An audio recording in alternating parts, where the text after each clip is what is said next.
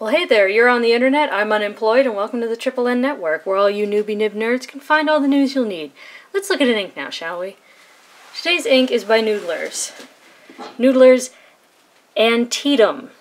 That is how it is pronounced. I'm sorry, but some of you people out there on the internet who don't know what this is about make me feel like I'm going to cry. The Great Battle of Antietam in the Civil War. An amazing, terrible, tragic, defining moment. It's the Stone Bridge, Baltimore, Maryland. Moving on. Moving on. Anyways, as you can tell, it's sort of a, well, somewhat ironically, it's almost more like a Georgia clay kind of a reddish brown. I definitely say it's a reddish brown more than a brownish red. It's a beautiful color. It's got beautiful bottle art. All the tests were done in this Hero 616 with a fine nib. In fact, I might even call it extra fine. I generally prefer broader nibs, but I know most people don't, so I tried to find a pen that would represent that better in the tests. Here's the Chromatography. As you can see, oddly, kind of the red is usually more what remains, and then the brown is what tends to migrate, and it almost looks like it's got elements of Noodler's Kiowa Pecan up in it or somewhere. But anyways, it's a beautiful, great shading, great color. Starting from the top down, in density, we've got Clairefontaine 90 gram per square meter. And this is the downside to using such a fine nib. You can't really see the shading quite as well, but trust me, it's there. It dried very quickly. It took only 6 seconds to dry, which, granted, I think was largely due to the size of the nib, and that's why I'm so impressed. But anyways, if you look at the swab, you can see all the various shades of color you can find. And the water test, again, as you can see, the red kind of stuck around, and the brown was what left. But it's still readable, or it would be if it weren't such a fine writing pen, but it's still there. Next is Rhodia 80 gram per square meter. Again, good shading, good sort of rich reddish brown, fairly good water test, no bleed, no feather, no spread on either of these papers. Both extremely well behaved. Here I felt like the swab showed it kind of flat, but in the writing, I feel like you sort of still got plenty of character out of it. But anyways, only took 5 seconds to dry on this. Next is Tomoe River Paper, which I feel like it came out slightly more light brown than red in this one. But anyways, maybe it's the cream qualities of the paper. But the water test was not great, but that's fairly standard for Tomoe River.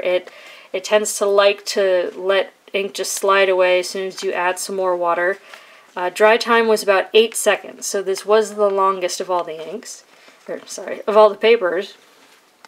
Not great, but it's still there. You can still kind of read it. Up next is 20-pound copy paper. Here, you still get shading, and there was a little bit of spread, but I think in this case it kind of helped me out a little bit because it shows some of the qualities of the shading. But dried in 4 seconds, extremely fast, great water resistance. Again, the red stayed, the brown sort of washed away. Yeah, sort of, it's very readable. It's mostly the effect of the water on the paper that I feel like is making it not show up well on the screen. But then we've got Mead Notebook Paper, which is extremely cheap, and which decided to feather and spread and totally disappoint me in most conceivable ways. But only 3 seconds to dry, and it did alright. It did strip it of just about all of its interesting qualities. The water test was atrocious, but this paper, although it is ubiquitous here in the United States, it's crappy as all heck. So I'm still waiting for the day that this paper surprises me in a good way. And lastly is Moleskin Notebook Paper, which is also cream colored, and which also expanded a little, but this time when it expanded, it didn't really bring out the positive qualities. It remained kind of flat. It became sort of a light brown with red undertones. The water test was very readable, however, the paper was not very flattable. It's just atrocious. But anyways, there was bleed through, but it wasn't so bad. It was mostly extreme show through. It didn't render the next page unusable, but it did render using this back of the page undesirable. I'd say it's a good ink. I like it. I like the color. I like the quality. I like the historical significance that it's trying to represent, even though it's a terribly tragic moment in American history. But even besides that, I think the color's great. I think the fact that when you wash this reddish brown ink, you've got this rich red ink underneath, I think that's pretty cool. I know some people are into doing the water wash thing. So I like it. Definitely glad I bought a bottle of it. I do use it. I generally use it in the larger writing pens because it shades beautifully. You get to see some of that dimension of brown versus red versus tan versus that sort of deep clay color that sadly didn't come forward in these tests because I was trying to represent pens that I don't generally use. You know what, I'm going to think that through better next time, and I'm sorry about that. But if you liked my attempts, or if you like any of these videos, please give them a thumbs up, and subscribe to the channel to let me know that you like what I'm doing.